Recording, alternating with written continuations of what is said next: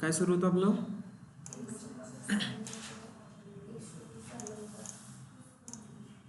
एक इन्स्टन्स कसा क्रिएट करायचा, त्या इन्स्टन्स क्रिएट केल्यानंतर त्याला परचेस कसं करायचं, आणि परचेस करतोय आपण तर कोणती मशीन परचेस करायची, त्यामध्ये हार्डवेअर काय असला पाहिजे, स्टोरेज, रॅम, मेमोरी, ह्या सगळ्या गोष्टी आपण चेक करतो आणि त्यानंतर आपला एक पर्टिक्युलर इन्स्टन्स आपल्यासाठी यूज करतो. ठीक आहे. त्यामध्ये ह्या साईडचे लेफ्ट हँड साईडचे सगळे कंपोनंट आपण बघितलेले काल. इन्स्टन्स टाइप्समध्ये काय मिळतात, इन्स्टन्सचे पर्टिक्युलर टाइप्स मिळतात. त्यामध्ये काय मिळणार, 2GB 4GB रॅम जे काही आहे तुम्हाला त्या पद्धतीने इथून घेता येईल. त्यानंतर स्पॉट रिक्वेस्ट बघितलं आहे, सेव्हिंग प्लॅन्स बघितलेलं आहे.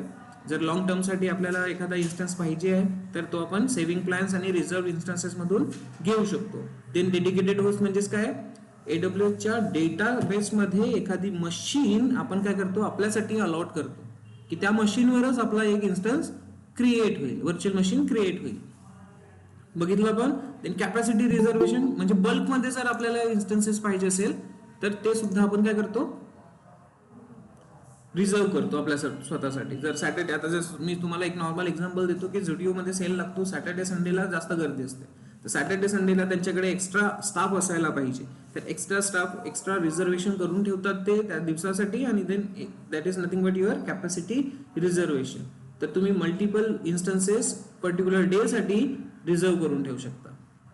ठीक आहे. ते त्या दिवसासाठी तुमच्या अकाउंटमध्ये येणार, ओपन होणार, वर्क करणार आणि देन स्वतः टर्मिनेट होतील. जसं तुमचं काम संपलं तसं ते टर्मिनेट कर.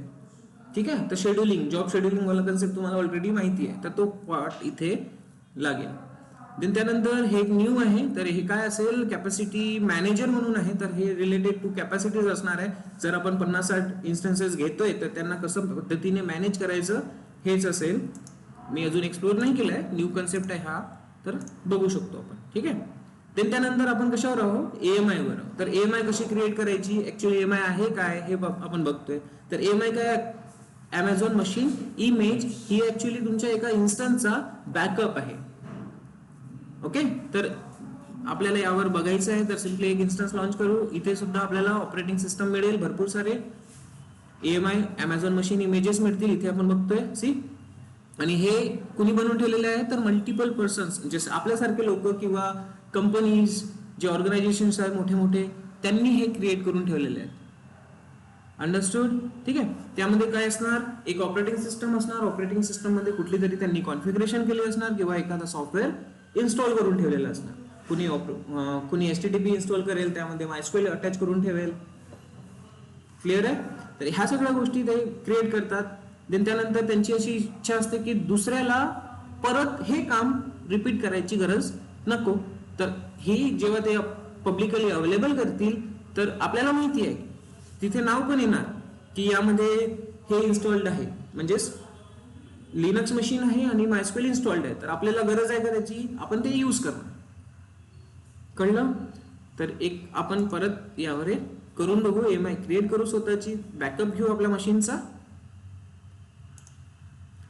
तर इथे आपण OS सिलेक्ट करतोय, आपण ऑलरेडी डिस्कस केलं आहे, तर मी आज थोडासा फास्ट सांगतो. OS सिलेक्ट करतोय.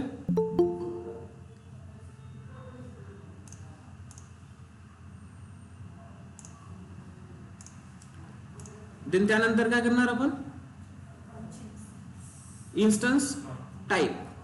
OS सिलेक्ट झाल्यानंतर आपण काय करणार, ही OS ची इमेज कम्प्लीट डिटेल्ड आहे. हा AMI ID म्हणजे त्याचा एक पर्टिक्युलर ID जनरेट झालेला असतो. हा आपल्याला जिथे जेव्हा पण आपल्याला गरज पडेल हा ID आपण यूज करायचा. ऑपरेटिंग सिस्टम हा सिलेक्ट होईल. क्लिअर. देन त्यानंतर इन्स्टन्स टाईप म्हणजेच आता हार्डवेअर कोणते पाहिजे. 1 core CPU, 2 core CPU, 1GB RAM हा आहे जनरल पर्पज मधला. डिस्कस केलंय आपण. जनरल पर्पज मध्ये काय असते, बॅलन्स एन्व्हायरमेंट. कम्प्युट मध्ये काय असते, CPU जास्त असतो. मेमरी ऑप्टिमाइज मध्ये काय असते, मेमरी जास्त असते. तर त्यापैकी आपण आता बेसिक वाला यूज करतोय. फ्री टायर इलिजिबल, सी इथे दिसतंय free tier eligible. Okay. T3.micro. Then key pair SSH key pair असते हे. अच्छा, इथे कीपेअर नाही आहे, आपण क्रिएट करू.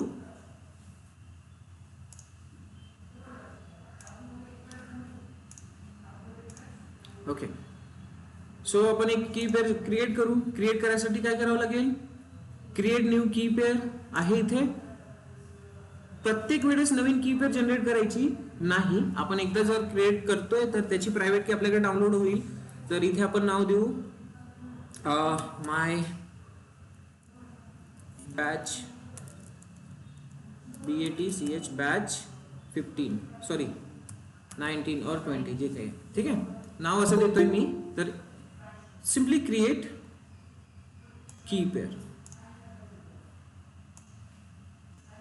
ओके, क्रिएट की पेअर. तर ही पब्लिक की इथेच राहणार, याची प्रायव्हेट की तो आपल्याला डाउनलोड करायला देईल. तर मी डायरेक्टली डेस्कटॉपवर याला सेव्ह करतो जेणेकरून आपल्याला इझिली फाइंड आउट होईल. सेव्ह, ही की पेअर जनरेट झाली. ठीक आहे, नेक्स्ट टाइम आपण याला रिपीटेडली यूज करू शकतो. प्रत्येक वेळेस आपल्याला नवीन जनरेट करायची गरज पडेल का, नाही. नेक्स्ट टाइम आपण याला अगेन यूज करू शकतो. आता नेटवर्कमध्ये मी तुम्हाला ऑलरेडी सांगितलंय, हे सिक्युरिटी ग्रुप असतं. एकतर आपण न्यू क्रिएट करणार एडिटमध्ये जाऊन, किंवा सिलेक्ट एक्झिस्टिंग. जर आपण काही सिलेक्ट ऑलरेडी क्रिएट करून ठेवलेले असेल, आता आहे का, हा डिफॉल्ट वाला आहे. डिफॉल्ट मध्ये जो AWS कडे अवेलेबल आहे तो दिलेला आहे, बट आपण नवीन क्रिएट करू. सो क्रिएट करण्यासाठी एडिट मध्ये जायचं. एडिट मध्ये आल्यानंतर इथे रॅन्डम नाव असतं MySG, आपण नाव देऊ. Copy, clear. आणि जे ट्रॅफिक आपल्याला अलाउ करायचं आहे ते इथे देणार. ऍड सिक्युरिटी रूल, आपल्याला 80 पोर्ट नंबर पाहिजे, एनिवेअर ठेवणार. कस्टमच्या ऐवजी आपण काय करणार, HTTP सिलेक्ट करणार. 80 पोर्ट नंबर अलाउड होईल, दॅट्स इट. आणि फ्री टायर मध्ये 8GB आपल्या लिनक्स मशीन साठी अलाउड होतो. ऍडव्हान्स मध्ये सगळ्या गोष्टी बघितल्या आपण. यामध्ये आपण काही इन्स्टॉलेशन करून बघतो, कशा थ्रू, युजिंग युजर डेटा. तर काय करतो आपण इथे, शबॅन लँग्वेजचा यूज करणार आहे माहिती, /bin/bash. आणि देन इथे काय लिहितो आपण, sudo apt-get update.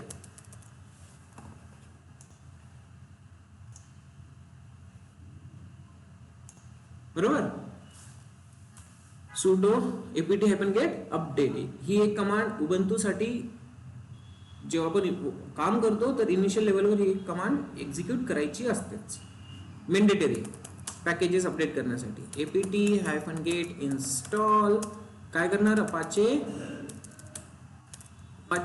2-y. Then त्यानंतर काय करतो, sudo systemctl start apache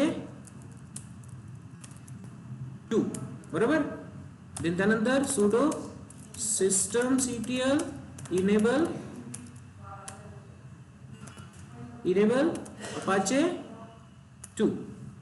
एवढं लिहिल्यानंतर आपण काय केलं होतं, एक याचा पेज चेंज केलेला आहे. इको डबल कोलन मध्ये लिहिणार आपण h1 लिहिणार.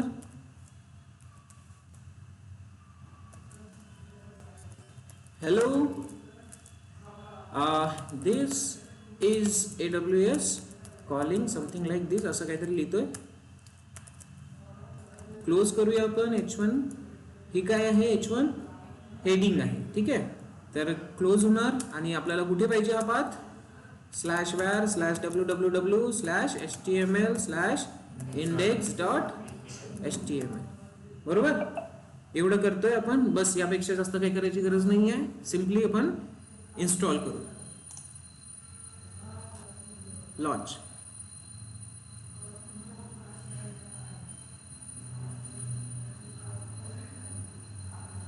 थोडा टाइम घेईल आणि आपला वर्किंग स्टार्ट होईल. इथे आपला एक इन्स्टन्स क्रिएट झालाय. आता AMI मेनली आता आपल्याला डिस्कस काय करायचं आहे, AMI. तर AMI काय आहे, आपल्या या इन्स्टन्सचा बॅकअप, जो की आपण इझिली शेअर करू शकतो कुठेही, दुसऱ्या अकाउंट मध्ये, दुसऱ्या रिजन मध्ये. आपण आता रिजन कोणता आहे, कॅलिफोर्निया. ठीक आहे, तर या रिजन मधून दुसऱ्या रिजन मध्ये आपण याला कॉपी करू शकतो. आपली रिक्वायरमेंट अशी असेल की हा सेम टाईपचा इन्स्टन्स, आता आपण इथे Apache 2 इन्स्टॉल करून पेज चेंज केलाय, तर सेम टाईपची ऍप्लिकेशन आपल्याला दुसऱ्या रिजन मध्ये पण पाहिजे. का बरं, त्यांना इझिली ऍक्सेसिबल असायला हवी ना. तर होऊ शकते आपण इंडियामधून ऍक्सेस करतोय, तर इंडियामधून ऍक्सेस करताना आपल्याला काहीतरी प्रॉब्लेम येतो. तर इंडियामध्ये एखादी ऍप्लिकेशन ती असायला पाहिजे, तेव्हा आपण इंडियामध्ये आपण इझिली ऍक्सेस करू शकतो. बरोबर. नॉर्थ कॅलिफोर्नियाला जाणे, तिथपर्यंत जाऊन ट्रॅफिक लागते नाही लागते कोणाला माहिती. तर त्यासाठी आपली रिक्वायरमेंट आहे की मल्टिपल रिजन्स मध्ये सेम टाईपची ऍप्लिकेशन असायला पाहिजे. तर इन्स्टन्स आपण क्रिएट केला आहे ऑलरेडी, परत करायची गरज आहे का? नाही. आपण काय करणार, याचा AMI क्रिएट करणार. इन्स्टन्सला नाव देऊ आपण sample web. Okay, something like this. Okay, save नाही झालं आपलं वेब सर्वर. ओके, हे बघितलं का तुम्ही? स्टेटस चेक करून बघितलं का याचे टास्क? किती टाईपचे स्टेटस येतात आपल्याला? 1/3, 2/3, 3/3. 3/3 1/3 मीन्स कोणता issue? Infrastructure issue means hardware टाईपचा इश्यू, जो की कोणी रिझॉल्व्ह करेल? AWS वाले रिझॉल्व्ह करून देईल. त्याच्यासाठी आपल्याला रिक्वेस्ट टाकावी लागेल. देन त्यानंतर दुसरा 2/3 मीन्स OS ऍप्लिकेशन, म्हणजे हा जो आपला इन्स्टॉलेशन केलाय OS, यामध्ये हा वर्क करत नाही. उबंतू जे आपलं OS यूज केलं आहे ते काहीतरी कारणामुळे काम करत नाही, तर ते ट्रबलशूट करणं आपलं काम असतं. Next 3/3, right. 3/3 means all okay, good. So public IP आहे आपल्याकडे, एक्सेस करून बघा. अपाचे 2 इन्स्टॉल झालाय का? 80 पोर्ट नंबर अवेलेबल असेल तर तो काम करेल, अदरवाइज करणार का? नाही. 80 नंबर आपण अलाउ करून ठेवलेला आहे. HTTP. See hello this is AWS calling. झालं आपलं. इंटरेस्टिंग आहे. मॅन्युअली करायची काही गरज पडली का? नाही. गुड. आता हेच ऍप्लिकेशन आपल्याला मल्टिपल रिजन्स मध्ये पाहिजे, तर आपण सिम्पली याचं काय क्रिएट करणार? AMI कशी क्रिएट करायची? तर इकडे ऑप्शन्स दिसत आहे. ऍक्शन्स मध्ये तुम्हाला इमेज दिसत आहे. इमेज मध्ये जायचं आहे, क्रिएट इमेज मध्ये जायचं आणि इथे आपल्याला एक नाव द्यायचं आहे, वेब बॅकअप असं काहीतरी लिहू आपण. ओके, डिस्क्रिप्शन द्या. रिबूट इन्स्टन्स होऊ शकते, ठीक आहे. हे ऑप्शन्स आपण बाकी डिफॉल्ट ठेवू. व्हॉल्यूम एक्स्ट्रा अजून 8GB तर बाय डिफॉल्ट मध्ये लागतोय. बघा आता AMI जेव्हा तुम्ही क्रिएट करताय, 8GB जो स्टोरेज होता तो सुद्धा कॉपी होतोय. आलं लक्षात? Okay, so add volume. तुम्ही एक्स्ट्रा व्हॉल्यूम सुद्धा ऍड करू शकता. व्हॉल्यूम मीन्स युअर स्टोरेज, मोठ्या स्टोरेजचा छोटा पार्ट व्हॉल्यूम. AWS कडे भरपूर स्टोरेज आहे आणि त्यापैकी काहीतरी आपण यूज करतोय, म्हणजे छोटासा व्हॉल्यूम यूज करतो.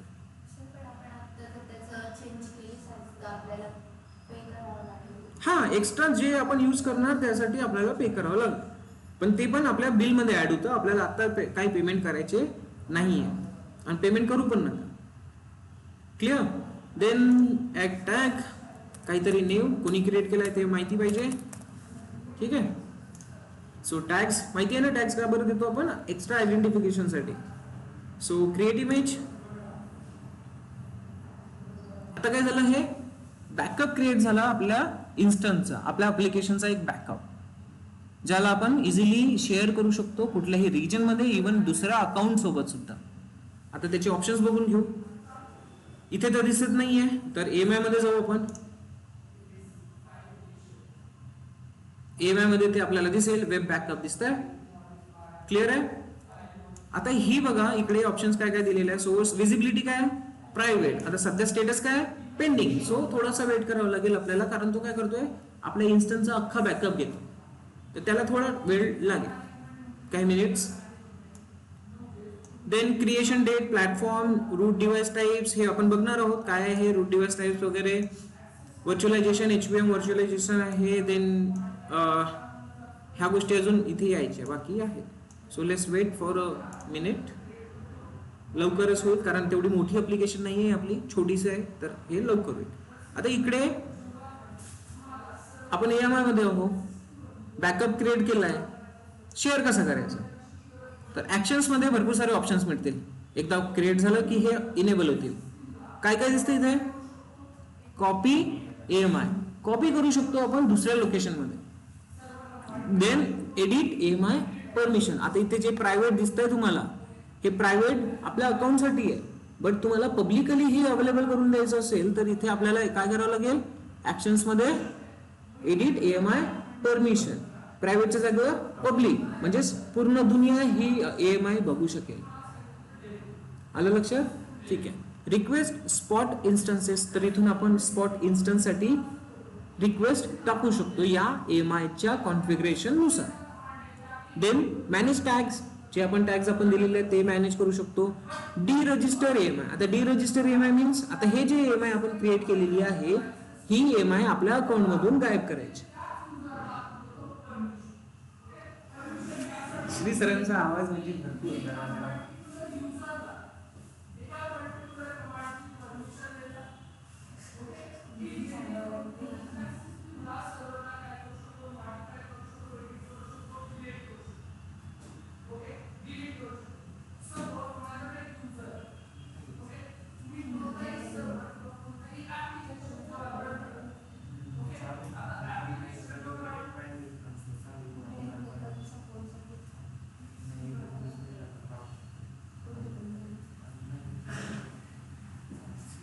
खूप मोठ्या मोठ्याने ओरडून त्यांच्या गळ्याला प्रॉब्लेम होत नाही. ओके, हा. डी रजिस्टर EMI मीन्स काय असेल,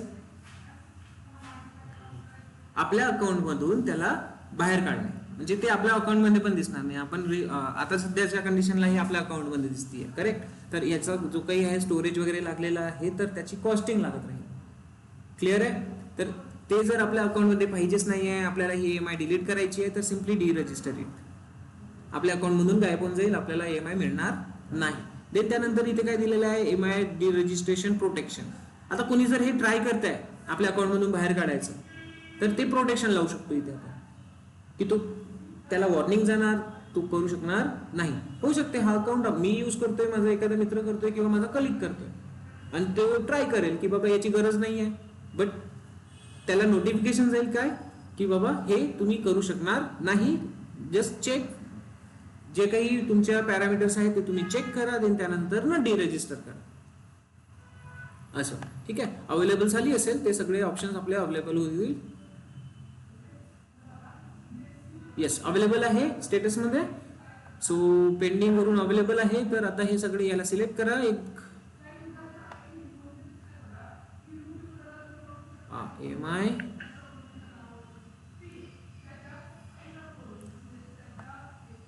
सिलेक्ट केल्यानंतर इथे आता सगळे ऑप्शन्स अवेलेबल आहे. सो बघा, एक एक ऑप्शन आपण ओपन पण करून बघू. कॉपी, अच्छा इथेच करावं लागेल. कॉपी करायची आहे, तर आता हे कॉपीचं ऑप्शन आपण कसं पद्धतीने यूज करणार ते चेक करा. नाव, ठीक आहे, नाव तुम्हाला तेच पाहिजे का? ओके, नाव आम्हाला तेच पाहिजे. कुठे पाहिजे? रिजन हा एक आहे. कॉपी डिस्क्रिप्शन काय देतोय, तर डिस्क्रिप्शन त्याने स्वतःहून क्रिएट केलं आहे, तुम्ही ते चेंज करू शकता. डेस्टिनेशन रिजन, आपण कुठे आहोत आता, रिजन आपण कुठला पण सिलेक्ट करू शकतो. कुठल्याही रिजन मध्ये जे अवेलेबल रिजन्स आहेत त्यापैकी कुठल्याही रिजन मध्ये आपण याला कॉपी करू शकतो. ठीक आहे. तर एक काम करू, आपण मुंबईमध्ये कॉपी करून ठेवू याला. क्लिअर? मुंबईमध्ये कॉपी करू. देन कॉपी टॅक्स करायची आहे का तुम्हाला, तो विचारतोय. कॉपी पण टॅक्स पण कॉपी करायची आहे. Okay. Enable time based copy or encrypt EBS snapshot of EMI copy. आता हे time based copy means live environment copy करायचं आहे का ते विचारतोय तुम्हाला. न्यू कन्सेप्ट आहे, आपण एक्सप्लोर करू. ठीक आहे. Specify completion duration of for the snapshot copy operation of this associate snapshot. हा, हे स्नॅपशॉट वगैरे तुम्हाला आधी मी समजून सांगेल, त्यानंतर आपण यावर येऊ. क्लिअर? सो टॅग्स वगैरे झालंय. आणखी न्यू टॅग्स द्यायचे आहे का? नाही, तर सिम्पली आपण काय करणार, कॉपी करणार. आता ही इमेज आपल्याला कुठे दिसेल? मुंबई रिजन मध्ये. तर मुंबई रिजन मध्ये जाऊन पण चेक करू शकतो आपण. Sorry, here. Okay, so here is the Mumbai one. Open in new tab. इकडे येऊन आपण EMI मध्ये बघू, तर आपल्याला ती इमेज जे आपण कॉपी केली आहे ती मिळेल. इझी आहे. आता मुंबई रिजन मध्ये सुद्धा आपण याचा इन्स्टन्स मध्ये कन्वर्शन करू शकतो. आता ते कसं करायचं ते पण बघून घ्या. आलोय आपण EMI मध्ये, ही आपली EMI आहे. आता याला सिलेक्ट करायचं, देन ऍक्शन मध्ये जायचं. इकडे तुम्हाला दिसेल लॉन्च इन्स्टन्स फ्रॉम EMI दिसतंय. यामध्ये जे काही कॉन्फिगरेशन असेल, जे पण तुमचं बॅकअप आहे, या बॅकअपला तुम्ही अगेन इन्स्टन्स मध्ये कन्वर्ट करू शकता. सिंपल काय करावं लागेल तर लॉन्च इन्स्टन्स फ्रॉम EMI ला क्लिक करावं लागेल आणि इथे तुम्हाला आता तुमच्या वेब सर्व्हरचं नाव, सर्व्हर आपण याला नाव देऊ backup server. Okay, backup server clear आहे. देन आता ऍप्लिकेशन वगैरे हे आपल्याला EMI OS Amazon machine image select करायला येत आहे का, त्यांनी स्वतः हा केलेला आहे बघा. कॉपी हे सगळ्या गोष्टी यांनी स्वतः सिलेक्ट करून ठेवलेल्या आहे, ऑप्शन दिलेला आहे का. हा, बट हे सोडून तुम्हाला परत दुसरं कुठलं पाहिजे असेल तर घेऊ शकतो, बट आपल्याला तेच पाहिजे तर इथे आपण एक्स्ट्रा काही करणार नाही. की पेअर एकदा सिलेक्ट करून घेऊ. अच्छा, इथे की पेअर आता सेपरेट करावी लागेल, बट ती की पेअर आता कशी ऍड करायची ते मी तुम्हाला नंतर सांगतो. ठीक आहे. नेटवर्क मध्ये मग देन सिक्युरिटी ग्रुप आला ऑप्शन बघा. पूर्ण इन्फॉर्मेशन इथे तेच येते जे आपल्याला घ्यायची, आणि अप्लिकेशन ऑलरेडी इन्स्टॉल्ड असेल. रिजन वाईज की पेअर चेंज होतो, कारण हा जो की पेअर आहे हा रिजन स्पेसिफिक आहे. प्रत्येक रिजन मध्ये सेपरेट लागेल, बट एकच की पेअर आपण प्रत्येक रिजन मध्ये यूज करू शकतो. कसं करायचं तर तुम्हाला तुमच्या लॅपटॉप मध्ये तो जनरेट करावा लागेल. सांगतो मी थोड्या वेळानं, कारण की पेअरचा सेपरेट सेक्शन आहे आपल्याकडे इथे डिस्कस करायसाठी. ओके, की पेअरचा सेपरेट सेक्शन आहे, त्याच्यात मी तुम्हाला सांगतो कसं यूज करायचं. आलं लक्षात. तर इथून आता आपण काय करू शकतो, त्या बॅकअप वाला EMI जो आहे आपला त्याच्यातून एक न्यू इन्स्टन्स क्रिएट करणार ज्यामध्ये ऑलरेडी ती ऍप्लिकेशन इन्स्टॉल्ड असेल. Okay, so come to here again. आणखी काय ऑप्शन्स आहेत ते बघू. Edit EMI permissions. Edit EMI permission वर काय होईल ते बघा. आताच्या कंडिशनला प्रायव्हेट आहे है ना, तर आपण याला पब्लिक करू शकतो. पब्लिक वाला ऑप्शन का बरं डिसेबल आहे.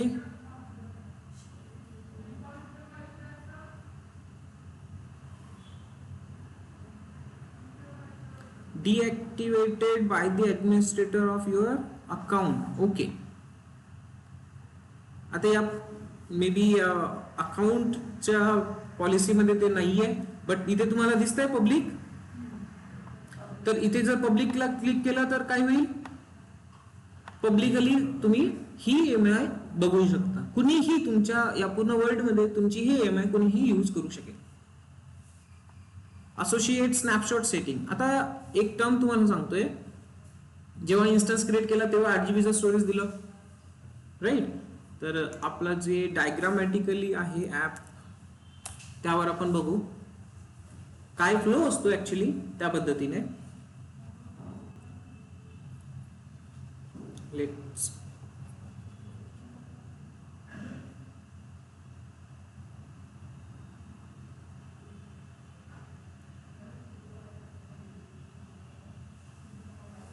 होत काय इथे एक इन्स्टन्स मध्ये मी एक न्यू क्रिएट करतो. इथे न्यू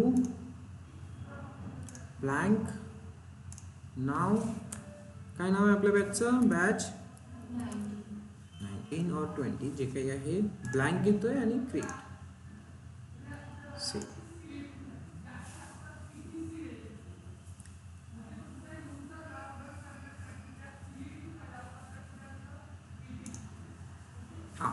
आता होत काय आहे, तुम्ही एक इन्स्टन्स क्रिएट करताय, हा काय आहे आपला इन्स्टन्स. क्लिअर. या इन्स्टन्सचा तुम्ही काय क्रिएट केला, आता EMI क्रिएट केला, बरोबर. देन त्यानंतर तुम्ही या EMI वरून काय अगेन काय क्रिएट करताय, या इन्स्टन्स क्रिएट करताय with in different region or same region. So new instance झालं क्रिएट. आता हा जो इन्स्टन्स तुम्ही क्रिएट करताय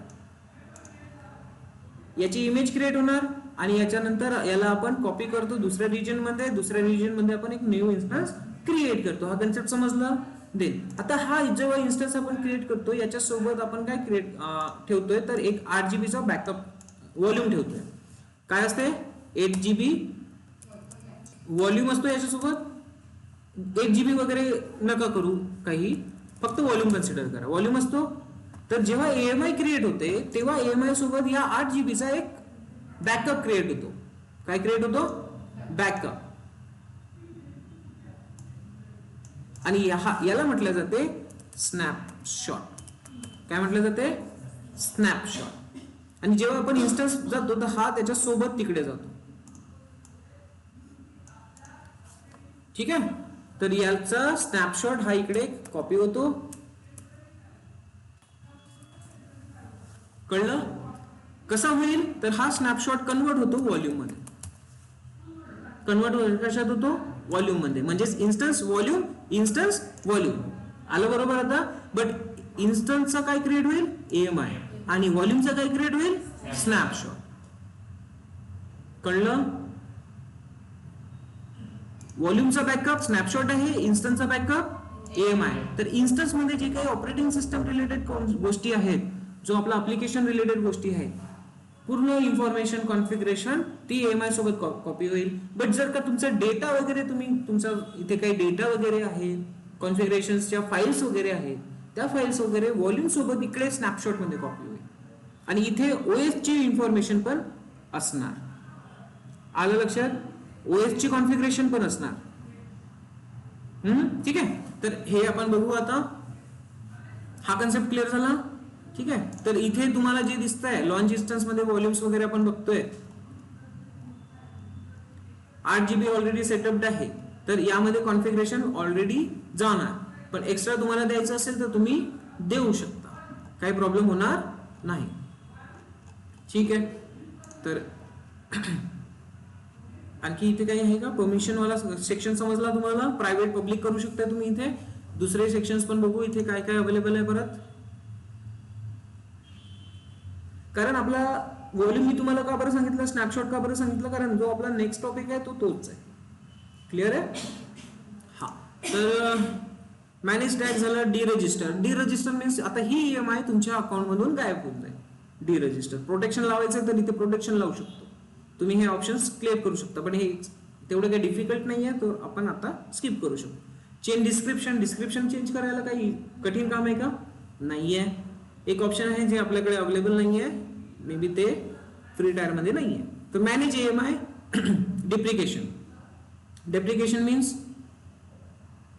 खूप पुराणी झाली आहे, ओल्ड EMI झालेली आहे, तर ती स्वतःहून डिप्रिकेट होईल ना. बट तुम्हाला जर AWS ला रिक्वेस्ट टाकायची की ती EMI कितीही पुराणी असू दे माझ्यासाठी अवेलेबल असायला पाहिजे, तर इथून आपण ते करणार. ओके, खूप पुराणं झालंय आणि ते AWS ठेवणार नाहीये. तो काय करतो? AWS डेप्रिकेशन करतो, त्याला डिलीट करतो, पूर्ण अकाउंट मधूनच डिलीट करतो, ठेवतच नाही. तर ते सुद्धा आपण इथून मॅनेज करू शकतो. ओके, देन बाकी डिसेबल EMI डिसेबल पण करता येईल. यूज मध्ये ठेवायची नाहीये तर यूज मध्ये ठेवणार नाही, ती इथे राहणार बट अवेलेबल राहणार नाही. ओके, पूर्ण कन्सेप्ट समजले इथले? ठीक आहे. देन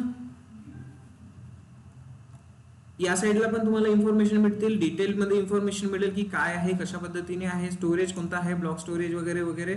देन नेक्स्ट परमिशन तुम्ही कोणत्या अप्लाय करून ठेवलेल्या आहेत, रिस्ट्रिक्शन्स आहे इथे थोडेसे, ते नंतर न बघू आपण का बरं आहे. इवन हे आपल्या दुसऱ्या अकाउंट सोबत आपण शेअर करू शकतो. ऍड अकाउंट ID जिथे आपल्याला शेअर करायचं असेल तिथे शेअर करू शकतो. ऑर्गनायझेशन सोबत शेअर करायची असेल तर ऑर्गनायझेशन सोबत पण आपल्याला शेअर करता येईल. नेक्स्ट आहे स्टोरेज. तर यामध्ये स्टोरेज कोणता आहे EMI मध्ये ते बघा. 8 GB EVS स्टोरेज लागलेलं आहे. क्लिअर. Then EMI uses. सध्या यूज काय करतोय आपण? Create my EMI use report आपण इथून जनरेट करू शकतो. एसेंट्री हे न्यू काहीतरी आहे, आपण बघू याला नंतरनी. आणि टॅक्स, जे आपण टॅक्स दिलेले ते.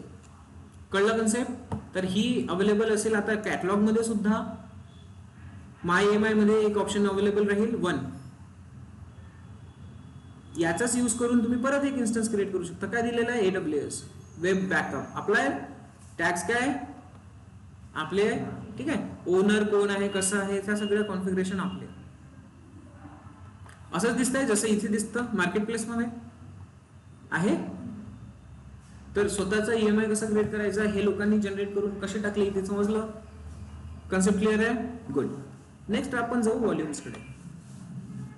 जो स्टोरेज आपण अपलोड केला आहे 8 GB चा तो ऍक्च्युली एक व्हॉल्यूम असतो. तो इथे तुम्हाला दिसतो. सी विजिबल आहे. 8 GB चा हा व्हॉल्यूम आहे. आता यामध्ये काय काय अवेलेबल असेल तर इनपुट आउटपुट पर सेकंड अवेलेबल असतो. काय याची स्पीड काय आहे ते दिसेल तुम्हाला. थॉटपुट्स मध्ये किती त्याचा रीड राईट स्पीड आहे ते इथे तुम्हाला दिसेल. जेव्हा तुम्ही स्टोरेज क्लासेस बघणार तेव्हा आपल्याला समजेल. EBS स्टोरेज क्लासेस कळलंय. तर हे बेसिक इन्फॉर्मेशन आहे इथे दिलेली. Snapshot ID, source volume ID, create कधी केलाय, अवेलेबिलिटी कोणत्या अवेलेबिलिटी झोन मध्ये आपला इन्स्टन्स आहे. ज्या अवेलेबिलिटी झोन मध्ये आपला इन्स्टन्स आहे त्याच अवेलेबिलिटी झोन मध्ये आपला व्हॉल्यूम असेल. इन यूज का बरं दाखवत आहे कारण हा अटॅच आहे आपल्या इन्स्टन्सला. अलार्म वगैरे हे नंतरच्या गोष्टी आहे जे आपण नंतर बघू. Status check okay, initialization completed, encrypted आहे का नाही आहे. तर ह्या बाकी सगळ्या गोष्टी इथे आपल्याला एक्सप्लोअर करायच्या. तर इथे जो एक नवीन टॉपिक बघू आपण EBS volume types in AWS.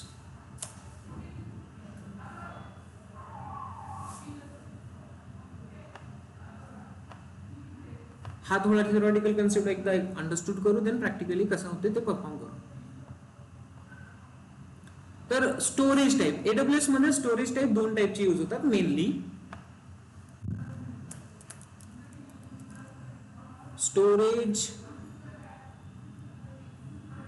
Storage types in AWS. तर एक असतो ऑब्जेक्ट स्टोरेज आणि दुसरा EBS ब्लॉक स्टोरेज. S3 मध्ये सांगितलंय का तुम्हाला हे कोणत्या टाइपचे दोन स्टोरेज अवेलेबल असतात. ऑब्जेक्ट आणि ब्लॉक. तर तुम्ही S3 कशासाठी यूज केलाय.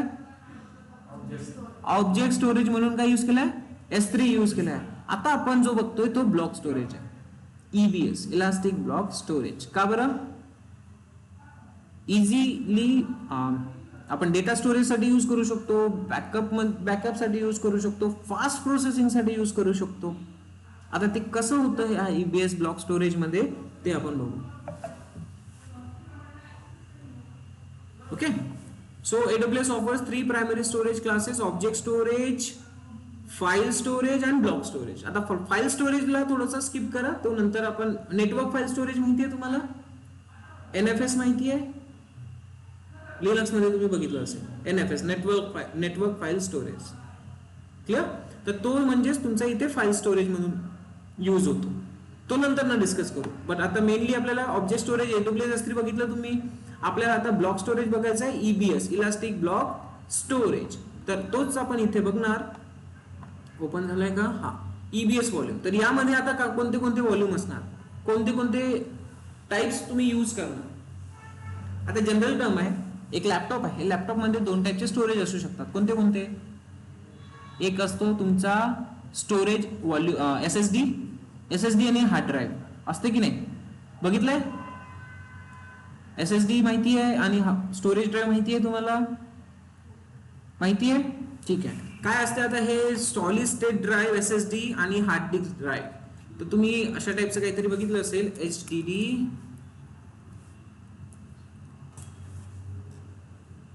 फुल फॉर्म हार्ड डिस्क ड्राईव्ह म्हणतात त्याला. आणि कशा टाइपचं दिसतं तर अशा टाइपची एक डिस्क दिसायची. तुम्ही मोठे मोठे ते PC असायचे आपल्या लॅपटॉप यायच्या आधी माहिती आहे तुम्हाला. मोठे मोठे PC असायचे.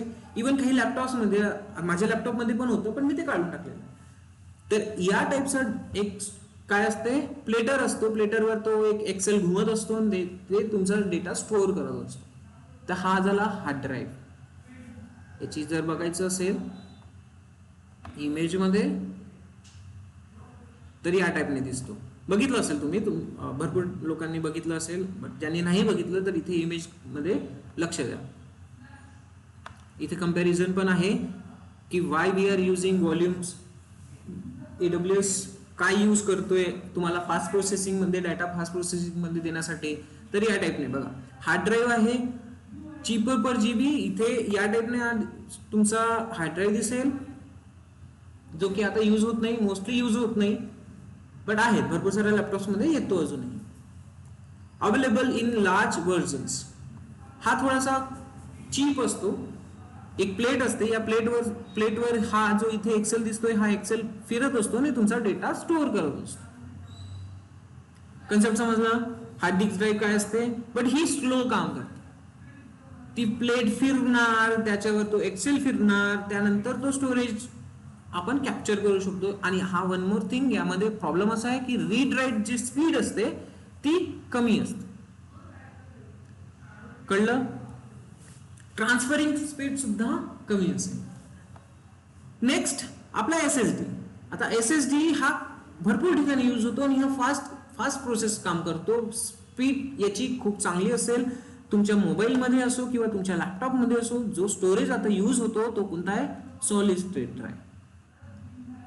आधी हे राहायचं, बट हे आता स्लो आहे, करू शकत नाही, फास्ट प्रोसेसिंग देऊ शकत नाही, तर त्यामुळे आपण स्विच करतोय कुठे, SSD मध्ये, जे की हाय परफॉर्मन्स देतं, फास्ट प्रोसेसिंग देतं. तर फास्टेस्ट परफॉर्मन्स आहे, नो व्हायब्रेशन, नो नॉईस. इथे तुम्हाला घुर्र असा आवाज येईल. ओके, इकडे येणार नाही, कारण हे इलेक्ट्रॉनिक चिप्स आहे. बघा इथे चिप्स दिसते, इलेक्ट्रॉनिक चिप्स. कुठला नॉईज करतो का, नाही. मोर एनर्जी इफिशियंट हे, आणि इकडे एनर्जी पण लागणार आणि इकडे एनर्जी लागणार खूप कमी. कळलं, लक्षात आलं. हार्ड ड्राईव्ह आणि SSD काय असते, ठीक आहे. तर हेच इकडे टाइप्स मध्ये दिसेल तुम्हाला, एक सॉलिड स्टेट ड्राईव्ह व्हॉल्यूम आणि hard disk drive volume. AWS कडे हे दोन्ही अवेलेबल आहे, आणि एक असतो प्रिव्हियस जनरेशन व्हॉल्यूम. आता हे हार्ड डिस्कच्या पण आधीचं काय काय, हार्ड डिस्कच्या पण आधी जे स्टोरेज ड्राईव्ह यूज व्हायचे ना ते आहेत. तर यापैकी आता जर तुम्हाला म्हटलं की तुम्हाला फास्ट प्रोसेसिंग मध्ये, हाय स्पीड मध्ये जर काही पाहिजे व्हॉल्यूम, तर तुम्ही कोणतं सिलेक्ट करणार, SSD. तर AWS पण तेच यूज करतो मॅक्झिमम. बट ऑप्शन आहे आपल्याकडे HDD सोबत जायसाठी. कधी ऑप्शन यूज करू शकतो हा आपण, तर ते बघू. तर इथे सॉलिड स्टेट ड्राईव्ह SSD चे काही फॅमिलीज दिलेले आहेत, ते बघा. SSD back volume are optimised for transactional workload involving frequent read-write operation with small input-output size. कशामध्ये येतो, तर हा जनरल पर्पज SSD मध्ये येतो आणि प्रोव्हिजन IOPS SSD मध्ये येतो. दोन टाइप्स असणार. SSD मध्ये पण दोन टाइप्स, जनरल पर्पज आणि प्रोव्हिजन IOPS. IOPS मीन्स काय आहे, इनपुट आउटपुट पर सेकंड्स. तर यामध्ये आता त्यामध्ये काही त्यांनी जनरेशन्स दिलेले आहेत, ते कसे यूज करायचे आहे ते बघा. तुमची रिक्वायरमेंट आहे, त्या रिक्वायरमेंट नुसार तुम्हाला यूज करायचं आहे. तर EBS जनरल पर्पज SSD, त्यामध्ये दोन टाइप्स, GP2 आणि GP3. GP2 and GP3. Durability 99%. Use case काय आहे, transactional workload, virtual desktop, medium size, single instance databases, low latency.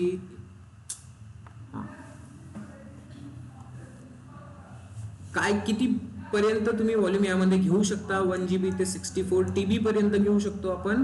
कुठे, G3 मध्ये, GP3 मध्ये. इकडे GP2 मध्ये 1 GB to 16 TB पर्यंत घेऊ शकतो. तर हा पण डिफरन्स आहे. तर व्हॉल्यूम जेव्हा आपण सिलेक्ट करतो तेव्हा कुठला घ्यायचा हे याच्यावर डिपेंड करतं. अंडरस्टूड. आणि याला कम्पेअर करा कोणासोबत, प्रोव्हिजन IOPS सोबत. तर इथे दिसेल IO2 आणि IO1 हे जास्त परफॉर्मन्स देतात. यामध्ये इनपुट आउटपुट स्पीड चांगली असते. तर यामध्ये बघा, स्टोरेजच 4 GB पासून सुरुवात होते, मिनिमम 64 TB पर्यंत. कुठूनही 4 GB पासून सुरुवात होते. हाय थॉटपुट असते, लेटेन्सी याच्यामध्ये चांगली असेल, मोर दॅन 80,000 IOPS और 20,000 MBPS थॉटपुट. कळलं. इनपुट आउटपुट स्पीड इथपर्यंत जाऊ शकते आणि थॉटपुट कुठपर्यंत जाऊ शकतं, 2000 MB पर्यंत. आता थॉटपुट आणि इनपुट आउटपुट काय आहे ते तुम्हाला समजलंय का. इनपुट आउटपुट पर सेकंड आणि थॉटपुट या दोघांचा डिफरन्स तुम्हाला माहिती पाहिजे. लिहून ठेवा तुमच्याकडे की तुम्हाला डिफरन्स माहिती पाहिजे. कळलं. तर हा एक डॉक्युमेंट तुम्ही रीड करणार, तुमच्यावर सोडू का. थेरोटिकल कन्सेप्ट आहे, इझिली तुम्ही अंडरस्टूड करू शकता, फक्त टाइप्स रीड करायचे, बाकी एक्स्ट्रा काही नाहीये. ॲज पर द रिक्वायरमेंट आपण सिलेक्ट करणार. क्लिअर. देन त्यानंतर इथे हार्ड ड्राईव्ह. हार्ड ड्राईव्ह मध्ये सुद्धा अगेन थॉटपुट ऑप्टिमाइज HDD व्हॉल्यूम आणि कोल्ड HDD. एकदम सिंपल कन्सेप्ट आहे. जनरल पर्पज वाला जसा इथे दिसतोय तो बेसिक लेवलवर आहे SSD, आणि IOPS वाला काय आहे, प्रोव्हिजन IOPS वाला फास्टर आहे, मोर फास्टर दॅन दिस. SSD मध्ये पण नॉर्मल आणि फास्टर आहे, तर हार्ड ड्राईव्ह मध्ये पण एक नॉर्मल आणि फास्टर आहे. तर थॉटपुट ऑप्टिमाइज म्हणजेच हा थोडासा फास्टर जातो, आणि कोल्ड HDD म्हणजेच हा खूप चीप आणि खूप सस्ता. आता यांचा यूज केस कसा आहे, तर व्हॉल्यूम्स आपण SSD कधी यूज करणार, जेव्हा तुम्हाला फास्ट डेटा ट्रान्सफर करायचा, फास्ट प्रोसेसिंग मध्ये काही काम करायचं असेल, किंवा बुटिंग प्रोसेस माहिती आहे तुम्हाला, बुटिंग प्रोसेस माहिती आहे तुम्हाला. ओके. तर बुटिंग प्रोसेस मध्ये काय असते, तुमचा ऑपरेटिंग सिस्टम फास्ट मध्ये बूट व्हायला पाहिजे, फास्ट मध्ये तुम्हाला ऍक्सेस मिळायला पाहिजे, त्यासाठी तुम्ही काय यूज करता, व्हॉल्यूम कोणता, SSD. देन असा काही कंडिशन असेल जेव्हा तुम्हाला स्टोरेज फक्त डेटा स्टोअर करून ठेवायचा आहे, तो जास्त काही ऍक्सेस पण नाही करायचा आहे, नॉर्मली राहायला पाहिजे आपल्याकडे, अशी काही कंडिशन्स असेल तर त्या टर्म्स मध्ये तुम्ही हार्ड ड्राईव्ह यूज करता. कळलं. तुमच्या लॅपटॉपमध्ये तुम्ही SSD असेल, SSD मध्ये तुमचा ऑपरेटिंग सिस्टम असतो, ऑपरेटिंग सिस्टम फास्ट बूट व्हायला पाहिजे, त्यासाठी तुम्ही काय यूज करणार, SSD. बट नॉर्मली डेटा फक्त स्टोअर करून ठेवायचा आहे, तर तुम्ही काय यूज करणार, HDD. यूज केस समजलं. त्यामध्ये पण दोन टाइप्स आहे, ऑप्टिमाइज HDD आणि कोल्ड HDD. कोल्ड HDD खूप स्वस्त असते, हाय डेटा तुम्हाला स्टोअर करून ठेवता येतो, व्हॉल्यूम कुठपर्यंत घेऊ शकतो आपण, 16 ते 125 GB, sorry 125 GB to 16 TB पर्यंत, उलट सांगितलं होतं मी. ओके. तो मॅक्स इथे पण बघा, जेव्हा तुम्ही थॉटपुट ऑप्टिमाइज घेणार तेव्हा त्याची स्पीड थोडी व्यवस्थित असेल, बट जेव्हा तुम्ही कोल्ड घेणार त्याची स्पीड अगेन स्लो असेल, म्हणून त्याची कॉस्टिंग पण कमी असते. डेटाला ऍक्सेस करायसाठी पण तुम्हाला जास्त वेळ लागेल. कळलं. तर हे HDD आणि व्हॉल्यूम समजलं, HDD आणि SSD समजलंय, कूल, तेच यूज करणार. आणि हे काहीतरी हे प्रिव्हियस जनरेशन व्हॉल्यूम वालं हे आता यूज होत नाहीये. 1 GB टू 1 TB पर्यंत आपण यूज करू शकतो, 100 IOPS भेटतो ऍव्हरेज. हे पण तुम्ही कधी यूज करणार, जेव्हा लेट्स कन्सिडर करा एक स्टॅटिक पेज आहे तुमच्याकडे, आणि तो स्टॅटिक पेज तुम्हाला जस्ट नॉर्मल होस्ट करून ठेवायचा आहे स्वतःच्या मनासाठी. तो ऍक्सेस हो नाही हो काही फरक पडत नाही, फक्त आपल्याला होस्ट करून ठेवायचा आहे, त्याच्याकडे लक्ष पण आपण नंतर देणार नाही. तर अशा कंडिशन्स मध्ये आपण हा जनरेशन व्हॉल्यूम यूज करतो. हा अजून सस्ता पडतो. आलं लक्षात. ठीक आहे. Workload where the data is infrequently access. आपण जो रेग्युलरली डेटा यूज नाही करत, वर्षानुवर्ष त्या टाइप मध्ये आपण हे यूज करू शकतो. समजलं. तर हे जे कोल्ड HDD आहे यापेक्षा पण कमी देतो, 1 TB पर्यंत स्टोरेज देतो. IOS पण थॉटपुट पण कमी देणार. तर अशी जर रिक्वायरमेंट आहे तुमची, एकदमच गेलेला पाहिजे तुम्हाला स्टोरेज, तर तुम्ही काय यूज करणार, प्रिव्हियस जनरेशन व्हॉल्यूम. समजलं. तुमच्या मोबाईल मध्ये तुम्ही जेव्हा सिलेक्शन करता तर माझा हाय परफॉर्मन्स बघता, स्टोरेज चांगलं बघता, इथे मोबाईल मध्ये स्टोरेज जेव्हा बघतो आपण तर NVMe म्हणून येतो, स्टोरेजचे टाइप्स येतात. ठीक आहे. तर त्यावरून आपली स्पीड मॅटर करते. आलं लक्षात. तर हेच आपल्याला इकडे सिलेक्ट करायचं आहे व्हॉल्यूम्स मध्ये. आपण व्हॉल्यूम्स मध्ये आहोत. तुम्हाला ही इन्फॉर्मेशन मिळेल इथे. हा जो व्हॉल्यूम क्रिएट झाला आहे कोणत्या टाइप मध्ये आहे, GP2 टाइप मध्ये आहे. हे SSD आहे म्हणजे, बट नॉर्मल वाला. IOPS काय आहे 100. थॉटपुट इथे राहणार नाहीये. ही पूर्ण इन्फॉर्मेशन, बेसिक इन्फॉर्मेशन इथे तुम्हाला दिसेल. तुम्हाला क्रिएट करायचं आहे सेपरेट व्हॉल्यूम, तुम्ही क्रिएट करू शकता. जनरल पर्पज करायचं आहे, कोणता करायचा आहे, काय करायचं आहे, इथे तुम्हाला दिसेल. एक इथे तुम्हाला एक्स्ट्रा दिसेल मॅग्नेटिक, दिसतोय मॅग्नेटिक दिसतोय तर हा कन्सिडर करायचा प्रिव्हियस व्हर्जन मध्ये हा कशात कन्सिडर करणार तुम्ही प्रिव्हियस व्हर्जन मध्ये हा यूज केला जातो तुमच्या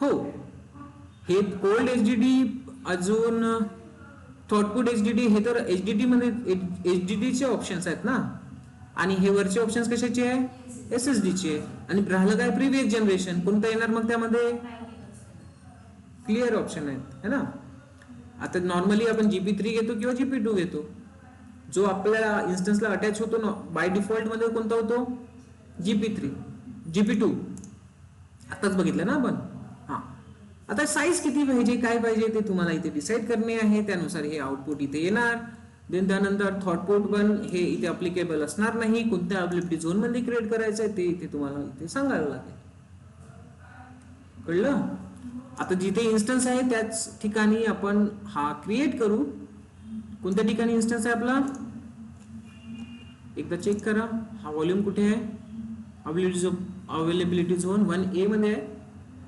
GP2 टाइप आहे बघा दिसतंय 1A मध्ये तर जेव्हा आपण न्यू क्रिएट करू हा नवीन स्टोरेज आता तुमच्या सिस्टम मध्ये लिनक्सची जेव्हा तुम्ही प्रॅक्टिस केलेली आहे त्यामध्ये तुम्ही पार्टिशन मॅनेजमेंट बघितलं पार्टिशन मॅनेजमेंट मध्ये तुम्हाला सर्वात आधी काय करावं लागतं एक स्टोरेज ऍड करावं लागतं कन्सिडर करा हे तुम्ही करताय आता कळलं एक स्टोरेज ऍड करताय तुमच्या मशीन साठी कसं क्रिएट करायचं बघा GP2 100 GB नाही पाहिजे आम्हाला 20 GB इनफ आहे 1A ओके काही ID वगैरे स्नॅपशॉट वरून आपल्याला क्रिएट करायचं आहे का नाही करायचं आहे सध्या टॅग्स ओके ओके क्रिएट तर 20 GB चा एक व्हॉल्यूम आपण क्रिएट केला आहे आता हा इन्फॉर्मेशन मध्ये बघा अवेलेबल आहे यूज मध्ये आहे का याला यूज कसं करायचं so action attach volume action मध्ये अटॅच व्हॉल्यूम कुठे जाणार अटॅच करायला कुठे कोणत्या इन्स्टन्सला अटॅच होईल तो या अवेलेबिलिटी झोन मध्ये जो इन्स्टन्स अवेलेबल असेल त्याला आपण अटॅच करू शकतो हा इन्स्टन्स आहे आपला web server attach device name कुठलेही ठेवा बी आठवा /dev/sda/sdb देतो ना तर हा बी केला अटॅच व्हॉल्यूम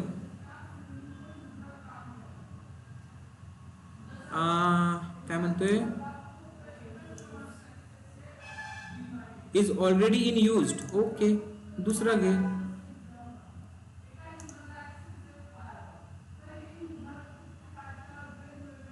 अरे तर मग देऊ कोणतं मी सगळेच यूज मध्ये आहे तर SDA हा एक यूज मध्ये दिसतोय हे बाकीचे कुठे यूज मध्ये दिसतोय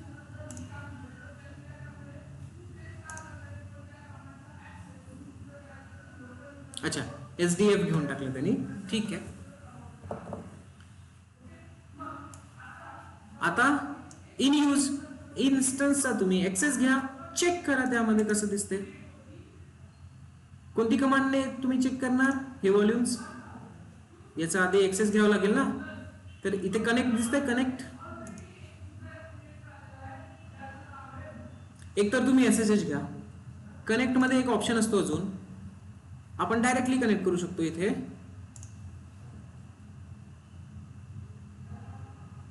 जर झालं तर चांगली गोष्ट आहे नाहीतर SSH घेऊ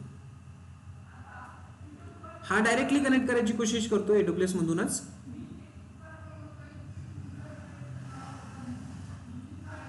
बट खूप कमी रिजन मध्ये प्रॉपरली काम करतं सो लेट्स सी हा मिळालंय आता ऍक्सेस भेटला उबंतू टर्मिनल आहे आपला यामध्ये कसं करणार चेक स्टोरेज सांगा कमांड जाता तुमचं पार्टिशन मॅनेजमेंट स्टार्ट कसं बघतो पार्टिशन्स अरे पार्टिशन्स कसे बघतो ऑनलाईन मध्ये आवाज येतोय की नाही? Yes, sir. LSBLK. काय? LS BLK. LSBLK. तुम्हाला लिहिण्यास आठवत नाहीये, पार्टिशन कोणी करतही नाहीये. काय नाव दिलं होतं आपण? आता इथे तर दिसत नाहीये, कोणतं यूज करतो आपण?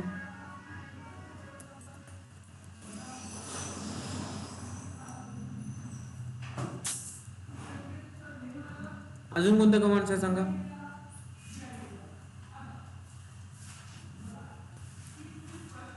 डीएफ वाली कमांड नाही माहिती का तुम्हाला? माहिती आहे की नाही आहे? माहिती आहे की नाही आहे? माहिती. कोणता एस कॅपिटल असतो की काय असतो? Small असतो. कोणता? हा लिहिलं डीएफ समोर option. Hyphen SS. H T. T capital की स्मॉल? होत नाही ना. बघा रूट आहे T F I E F I E F I.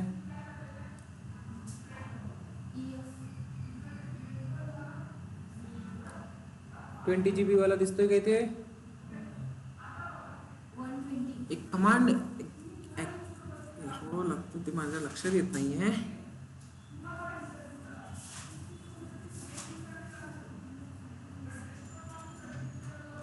अरे बोला, पार्टिशन मॅनेजमेंट. मी तुमच्याकडूनच एक्सपेक्ट करतोय आन्सर.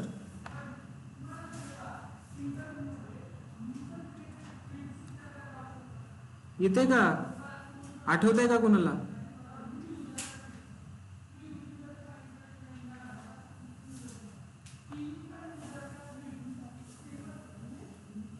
इथे आपण काय नाव दिलेलं आहे याला व्हॉल्यूम्स मध्ये?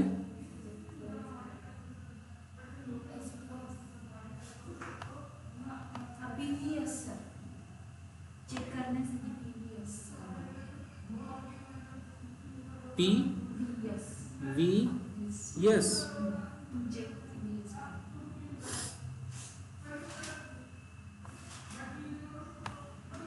R you sure?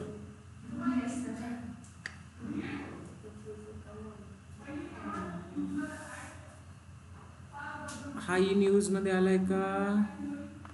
Yes, E news मध्ये आहे. म्हणजे आपला इन्स्टन्सला अटॅच आहे. LVS यूज होते. हे LVS कमांड यूज होते का? असं काही आहे का आपल्याकडे? सर एफ डिस्क विकून बघा. F disk. हा एफ डिस्क. हा सांगा सांगा मला सांगा तुम्ही. के मी काही एंटर इथे कर. सांगणार नाही.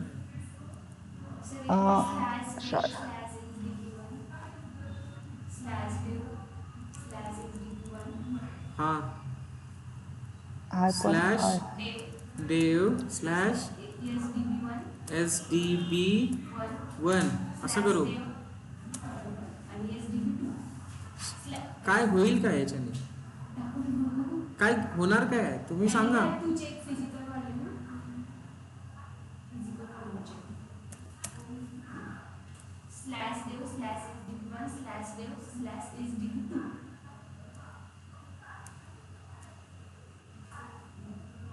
दिसतं का इथे SDB1 SDB2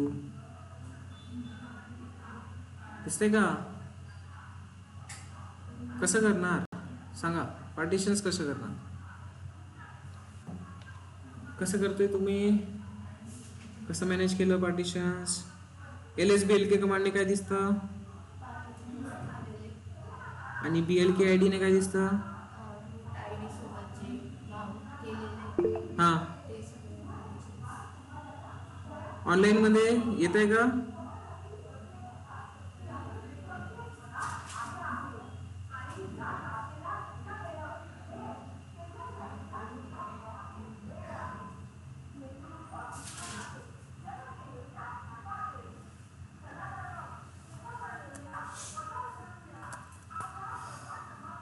तर LSBL की कमांड माहिती आहे, इथे दिसतंय का आपल्याला कुठे?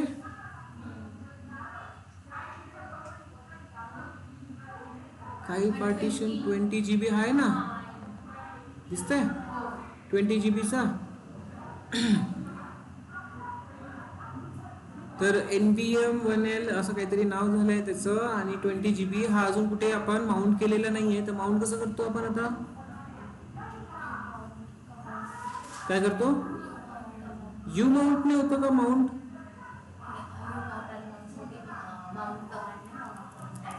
हा, माउंट करायचं आहे. काय करायचं माउंट?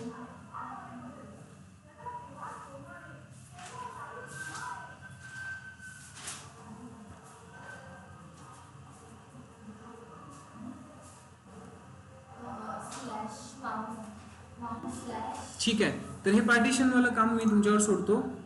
व्हॉल्यूम समजला? आता हे का बरं तुमच्यावर सोडतोय? कारण तुम्हाला लिनक्सच्या कमांड तिथे एक्झिक्यूट करून बघायचे आहे आणि पार्टिशन क्रिएट करून बघायचं आहे. समजलं? हा जो आपण व्हॉल्यूम इथे क्रिएट केला आहे, हा व्हॉल्यूम तिथे आता यूज मध्ये आहे. कळलं? कसं एक्सप्लोर करता, काय करता, कोणत्या कमांड एक्झिक्यूट करता, पार्टिशन कसं क्रिएट करता, ते तुम्ही मला दाखवणार.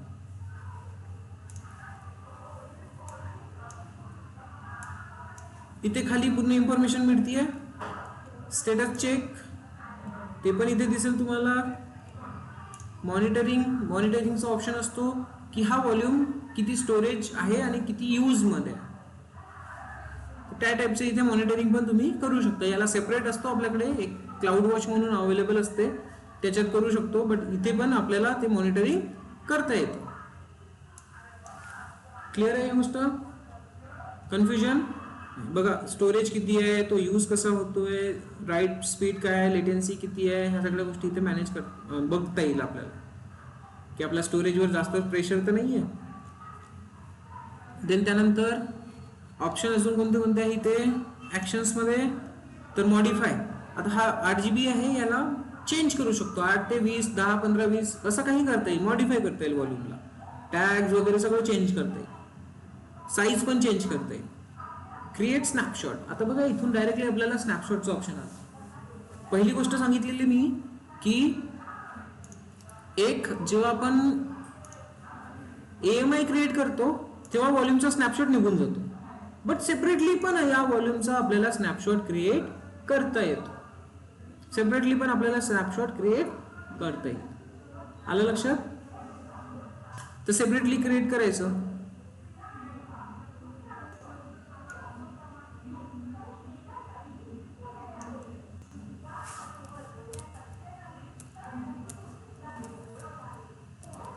सेपरेट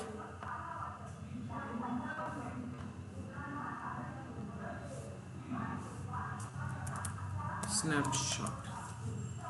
ओके, हा सेपरेट स्नॅपशॉट निघणार आणि या स्नॅपशॉट वरून आपण काय क्रिएट करणार? व्हॉल्यूम क्रिएट करणार. ठीक आहे. आणि हा व्हॉल्यूम कुठे अटॅच करणार? इन्स्टन्सला अटॅच करणार.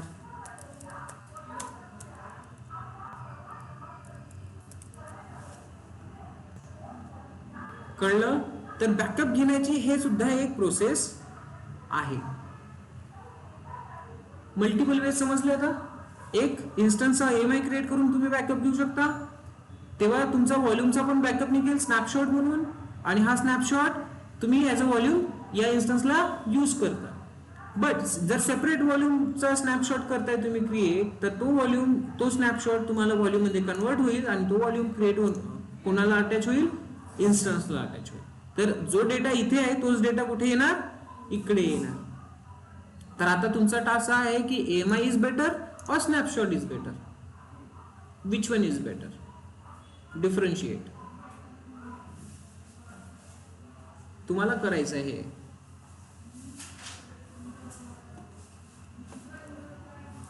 ओके. आणि आय होप की तुम्ही लिहिताय. मी ज्या गोष्टी तुम्हाला टास्क मध्ये देतोय त्या सगळ्या गोष्टी तुम्ही करून बघताय. मला जेव्हा जेव्हा आठवेल मी तेव्हा विचारणार. सो प्रिपेअर्ड राहायचं. क्लिअर आहे? आतापर्यंत इथे आता हे लाईफ सायकल पॉलिसी नंतर बघू. डिटॅच व्हॉल्यूम माहिती आहे तुम्हाला. Detach means instance. अटॅच आणि डिटॅच हे कन्सेप्ट आहे ऑलरेडी तुम्हाला माहिती. फोर्स डिटॅच, जर आपल्याला फोर्सफुली त्याला बाहेर काढायचं असेल, इन्स्टन्स मधून काढून घ्यायचं असेल, तर याचा प्रॉब्लेम असा होतो फोर्स डिटॅच मध्ये, जर त्याच्यामध्ये डेटा असेल, LVM वगैरे क्रिएटेड असेल आणि 2 व्हॉल्यूम्स तुमचे कनेक्टेड असेल, डेटा तुमचा लॉस होण्याचे चान्सेस आहे. सो हे करायच्या आधी थोडंसं प्रिकॉशन घ्यायचं की डेटा चेक करून घ्यायचं. कळलं? ओके. बाकी तर नॉर्मल गोष्टी आहेत. सगळे ऑप्शन समजले. डिलीटचा पण ऑप्शन येते इथं, पण सर्वात आधी डिटॅच करावं लागतं. First thing detach, second thing delete.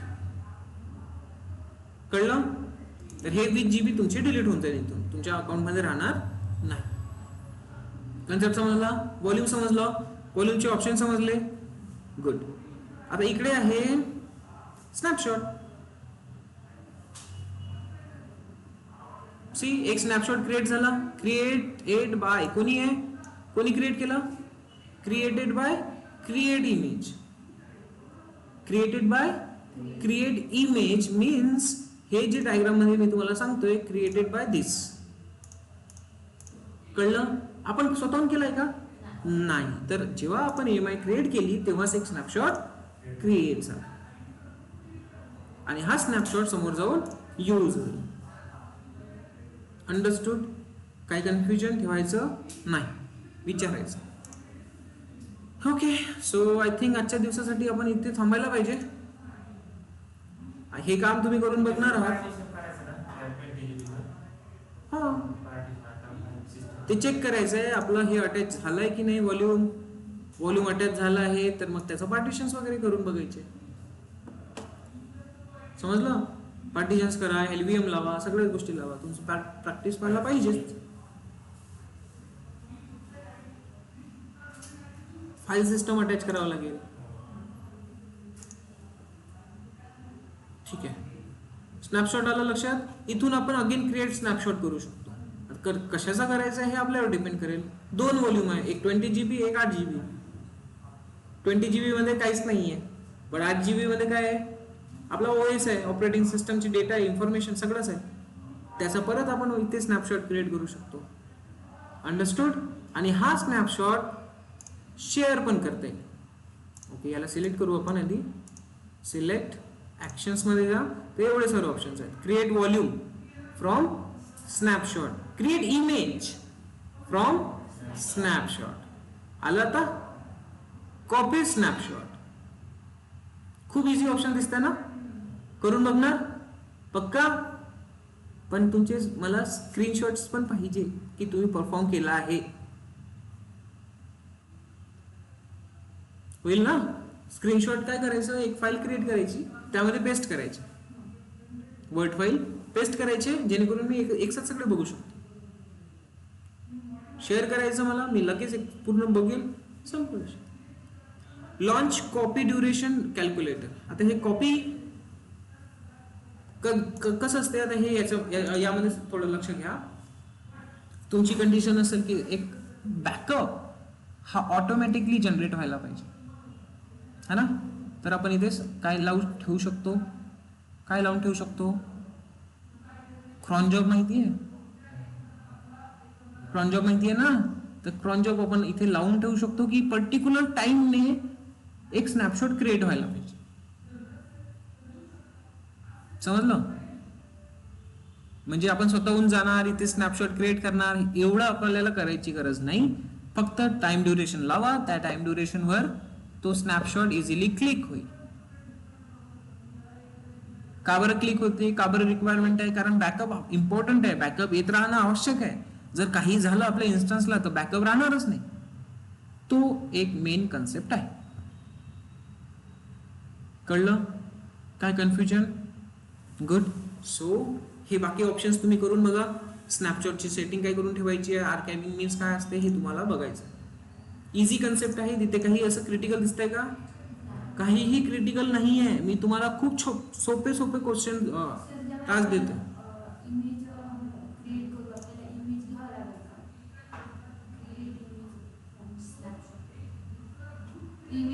Operating system बघावं लागेल. अपलोड काय करायला लागणार? अपलोड काहीच नाही करायचं. क्रिएट इमेज मीन्स आपण AMI इमेज क्रिएट करतोय. कोणती इमेज क्रिएट होईल? AMI क्रिएट होईल आणि हा AMI क्रिएट झाल्यानंतर तुम्ही इन्स्टन्स क्रिएट करणार. अंडरस्टूड? क्रिएट इमेज फ्रॉम स्नॅपशॉटचा ऑप्शन असा आहे की ही डायग्राम लक्षात घ्या. मी डायग्राम याच्यासाठीच काढलेली आहे. स्नॅपशॉट, या स्नॅपशॉट वरून एकतर व्हॉल्यूम क्रिएट करा तुम्ही, व्हॉल्यूम आपला इन्स्टन्सला अटॅच करा. अदरवाइज या स्नॅपशॉट वरून तुम्ही काय क्रिएट करणार? स्नॅपशॉट वरून तुम्ही काय क्रिएट करणार? AMI क्रिएट करणार आणि ह्या AMI वरून तुम्ही काय क्रिएट करणार? इन्स्टन्स. AMI क्रिएट करताय म्हणजेच काय होतं? या AMI मध्ये काय असेल? एक व्हॉल्यूम अटॅच असणार. व्हॉल्यूम अटॅच होईलच ना. क्लिअर झालं? तर कशा पद्धतीने बॅकअप जातो ते समजलं? किती सारे ऑप्शन्स होतात फक्त इन्स्टन्स आणि व्हॉल्यूम मुळे. Instance, AMI, new instance. व्हॉल्यूमचा एक स्नॅपशॉट क्रिएट होतो ऑटोमॅटिक जेव्हा AMI क्रिएट करणार. त्यानंतर त्या स्नॅपशॉट वरून आपण व्हॉल्यूम अगेन क्रिएट करू शकतो आणि हा व्हॉल्यूम इन्स्टन्सला अटॅच असेल. नेक्स्ट, व्हॉल्यूम वरून सेपरेटली स्नॅपशॉट एक क्रिएट करू शकतो आपण. तो सेपरेट स्नॅपशॉट अगेन आपण व्हॉल्यूम क्रिएट करू शकतो ज्यामध्ये पूर्ण बॅकअप असेल आणि हा व्हॉल्यूम अगेन आपण इन्स्टन्सला देऊ शकतो ऍज अ बॅकअप व्हॉल्यूम. होऊ शकते हा न्यू इन्स्टन्स आहे, हा दुसरा इन्स्टन्स आहे, हा दुसरा इन्स्टन्स आहे. बट आपल्याला डेटा सारखाच पाहिजे तर आपण काय करणार? स्नॅपशॉट वाला देणार. कळलं? अगेन आता हा जो ऑप्शन बघताय तुम्ही AMI क्रिएट करण्याचा, तर स्नॅपशॉट वरून AMI क्रिएट होईल. इथे जो काही डेटा अवेलेबल असेल त्यावरून तुमचा एक AMI क्रिएट होईल आणि हा AMI म्हणजेच तुमचा बॅकअप असतो इन्स्टन्स मध्ये. इन्स्टन्स एक नवीन क्रिएट करू शकतो. कंप्लीट फ्लो समजला? तर आता तुमचा टास्क आहे डिफरन्शिएट करणे AMI आणि snapshot. Which one is better, AMI और स्नॅपशॉट? कळलं? सो बाकी कंटेंट उद्या बघू.